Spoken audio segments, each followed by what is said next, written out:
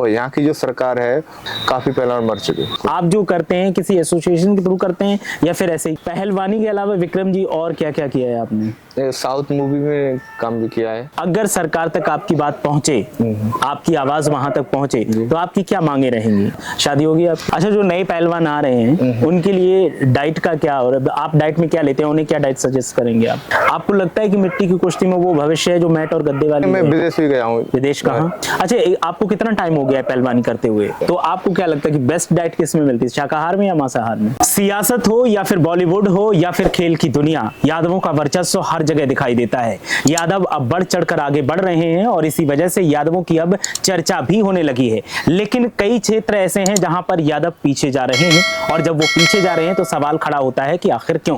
Wrestling की दुनिया की अगर बात की जाए तो हरियाणा का नाम सबसे ऊपर आता है। हरियाणा के पहलवान रेसलिंग में अपना नाम कमा रहे हैं, प्रदेश का नाम कर रहे हैं और उन्हें सरकार की तरफ से सुविधाएं भी मिल रही हैं। लेकिन बात अगर उत्तर प्रदेश की जाए तो उत्तर प्रदेश में इस तरीके के हालात नजर नहीं आते। यहां पर युवा रेसलिंग तो करते हैं लेकिन सरकारी सुविधाओं का अभाव है, जिसकी वजह से रेसलिंग की जो प्रतिभा है वो पीछे चली जा रही है और इसी वजह से तमाम युवा तमाम तरीके की दिक्कतों का सामना कर रहे हैं। ऐसे में आज एक पहलवान हमारे साथ मौजूद हैं, उनके साथ हम बात करेंगे और जानने की कोशिश करेंगे कि आखिर किस तरीके की परेशानियां उनके सामने आ रही हैं और कौन कौन सी सुविधाएं उन्हें मिलनी चाहिए जिसकी वजह से उनकी प्रतिभा अंतरराष्ट्रीय मंचों पर भी पहुंच सके। हमारे साथ मौजूद हैं विक्रम यादव। विक्रम जी, बहुत बहुत स्वागत है आपका। कैसे हैं आप? बढ़िया। कैसी चल रही है आपकी पहलवानी? बढ़िया चल रही है। बढ़िया चल रही है। पहलवानी के अलावा और क्या करते हैं आप? साउथ मूवी में काम भी किया है। अच्छा, कौन सी मूवी में? हर हर वीरा मल्लू। हर हर वीरा मल्लू, पवन कल्याण की जो अभी बन रही है। अच्छा अच्छा। अभी रिलीज नहीं हुई? रिलीज नहीं हुई। 2-3 साल हो गए लगभग। आपके साथ किसी और ने भी काम किया? हाँ जी, मेरे गुरु हैं। अच्छा। और ब्रिजेश पहलवान और रामेश्वर पहलवान जी ने काम किया है।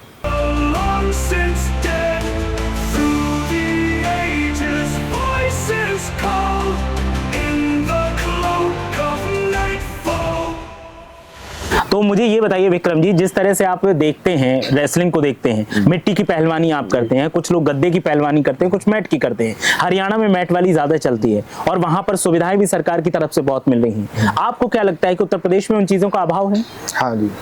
तो आपकी क्या मांगे हो सकती हैं अगर सरकार से की जाए तो? सरकार से मांगे हैं जे कि यहाँ सुविधा कुछ नहीं है, मैट भी होना चाहिए और एक आध 2 कमरे भी होने चाहिए। या लेटरिन बाथरूम की व्यवस्था नहीं है, पर लेकिन जो पहलवान है वो अपने कर रहे हैं। अच्छा, अपने स्तर से कर रहे हैं, अपने संसाधनों से कर रहे हैं, सरकारी सुविधा कोई नहीं सुविधा। अगर हरियाणा की बात की जाए तो वहां पर एसोसिएशंस हैं, चाहे वो मैट की कुश्ती हो, चाहे गद्दे की हो, चाहे मिट्टी की हो, अखाड़े हैं और वो अखाड़ों के जो प्रमुख होते हैं वो सरकार तक अपने प्रतिभा जो है, अपने जो पहलवान है, रेसलर्स हैं, उनकी बात पहुंचाते हैं और उनकी बात सुनकर ही सरकार सुविधाएं मुहैया करवाती है।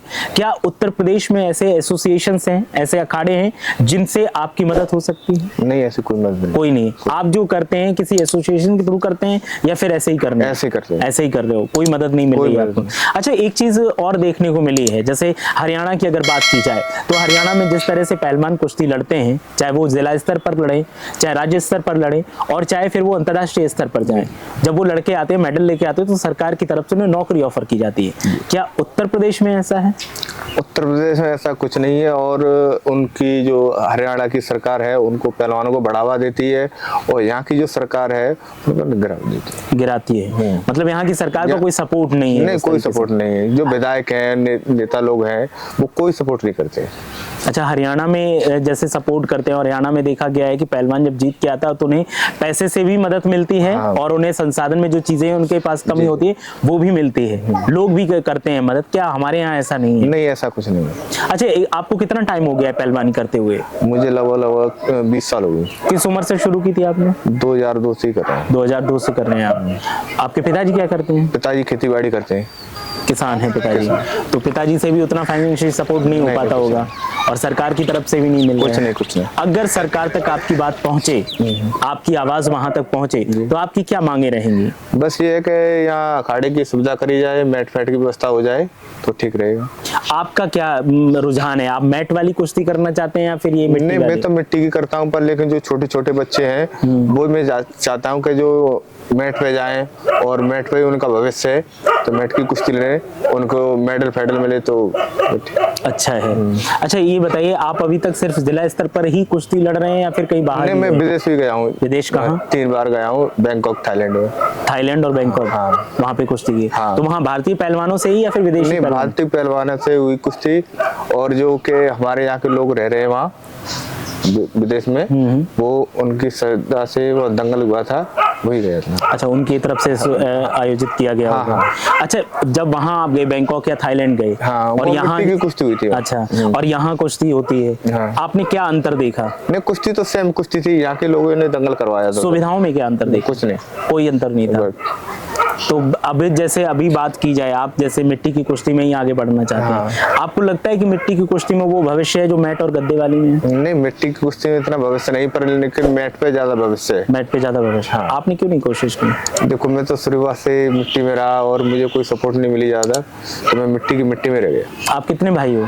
2 भाई हैं। आप बड़े हैं छोटे हैं? छोटा हूँ। छोटे हैं। बड़े क्या करते हैं? बड़े खेती बाड़ी हुई। वो भी पापा जी के साथ में खेती बाड़ी करते हैं। अच्छा, शादी होगी आपकी? शादी हुई। बच्चे कितने हैं? एक लड़की है। एक लड़की है। पहलवानी दोनों जगह जारी है। तो अच्छा, एक चीज और बताइए, जैसे नए लड़के हैं जो रेसलिंग करना चाहते हैं, जैसे हरियाणा के पहलवानों को देखते हैं और उन्हें देख के उनके भी मन में आता है कि हम भी कुश्ती करें, और उत्तर प्रदेश में उस तरीके की सुविधाएं नहीं है। नहीं, तो तो नहीं। क्या नजर आता है आपको? क्या मांगे क्या ऐसी हैं सरकार से, और कैसे उन्हें तैयारी करनी चाहिए ताकि वो आगे बढ़ सकें?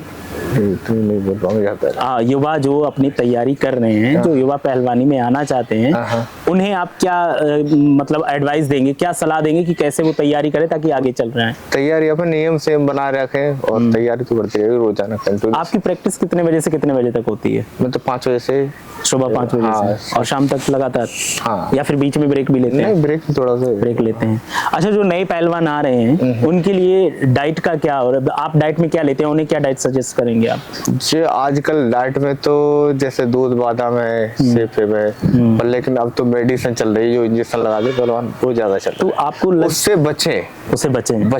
उससे बचें। जैसे नए लड़के नहीं जानते कि इससे क्या होता है, पर लेकिन हार्ट अटैक में मर रहे हैं, बहुत मौत हो रही है। साइड इफेक्ट उसका क्या होता है? बहुत ज्यादा।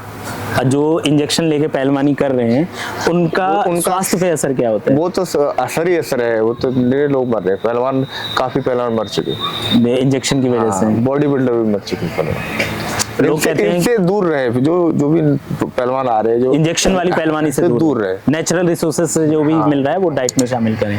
अच्छा, आप डाइट में क्या क्या लेते हैं? दूध है, बादाम है, और कुछ थोड़ी बहुत अलग वसमें भी है। अच्छा।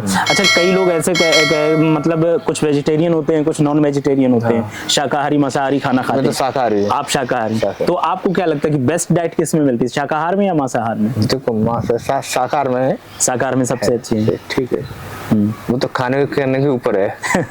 कैसा खाना आपको पसंद है, किस तरीके से? तो आप मीट वाले तो मीट में नहीं पसंद है।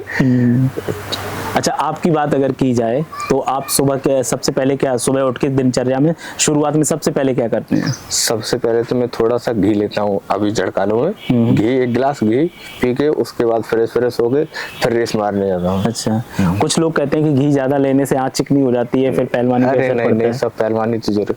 अब जो नए ढोंग है उनके नहीं, कुछ स्वास्थ्य विशेषज्ञ है वो भी नहीं, बोलते कोई हैं। दिक्कत नहीं, सब बढ़िया। आप रेगुलर लेते हैं, और इसके बाद फिर फ्रेश होने के बाद फिर अपनी मेहनत पानी करो, फिर जोड़ फोड़ करके दूध बादाम जो भी है वो। तो अखाड़े में कितना टाइम देते हैं रोज? रोजाना 1 घंटा तो कम से कम। 1 घंटा। अच्छा, अब बात आती है भविष्य की। तो भविष्य अगर दिखाई दे रहा है तो मैट में और गद्दे वाली कुश्ती में दिखाई दे रहा है, मिट्टी की कुश्ती में क्या भविष्य है? मिट्टी कुश्ती में कुछ भविष्य नहीं। मिट्टी में तो अब ये है कि देखो कुछ दंगल फंगल है बस दंगलों में जाके अपने कर्तव्य दिखा सकते हैं आप, उसी से जो मिले वही अपनी आपकी। तो फिर इससे तो भविष्य नहीं बनेगा, क्योंकि महंगाई इस तरीके की है, खर्चे इतने हैं, पहलवानी में डाइट में बहुत खर्चा आता है, तो फिर कैसे निकालते हैं आप? वो दंगल करके निकालते हैं। दंगल से इतना हो जाता है। और अगर सरकारी मदद मिले तो और बेस्ट हो सकता है। आखिरी सवाल मैं यही करना चाहता हूं कि जिस तरीके से अन्य राज्यों की स्पोर्ट्स पॉलिसी है, खेल के जो नियम कायदे हैं सरकार की तरफ से बनाए हैं, उनमें खिलाड़ियों का बहुत ध्यान रखा गया है, लेकिन उत्तर प्रदेश में उस तरीके की स्थिति नहीं है। तो अगर जैसे कि अभी सरकार अगर कोई नियम बना रही है, जैसे हरियाणा में सरकार ने नियम बनाया कि जो भी पहलवान है उन्हें हर मासिक शुल्क दिया जाएगा, जैसे कि वो अपनी डाइट का ख्याल रख सकें और अपने ऊपर और भी जो खर्चे होते हैं उन्हें निकाल सके ताकि वो पहलवानी अच्छे से कर पाए। उत्तर प्रदेश में उस तरीके की चीजें नहीं है। तो अगर यहाँ पे सरकार करती है तो आपके हिसाब से क्या वैसा ही होना चाहिए या कुछ वैसा ही होना चाहिए, वैसे ही होना चाहिए। सरकार जो हरियाणा में रहो वैसे यहाँ करे तो कुछ बच्चे आगे जाएंगे तो प्रदेश का नाम भी रोशन होगा और प्रतिभाएं भी आगे निकलेंगी। बहुत बहुत शुक्रिया हमारे साथ जुड़ने के लिए। तो उत्तर प्रदेश की खेल पॉलिसी में कुछ कमियां हैं और उन कमियों को सुधारा जाना चाहिए। अन्य राज्यों से सीख लेते हुए सरकार को पहलवानों की सहायता करनी चाहिए ताकि वो आगे बढ़ सके, उनकी प्रतिभा इंटरनेशनल मंचों पर आ सके और उससे प्रदेश का भी नाम रोशन हो।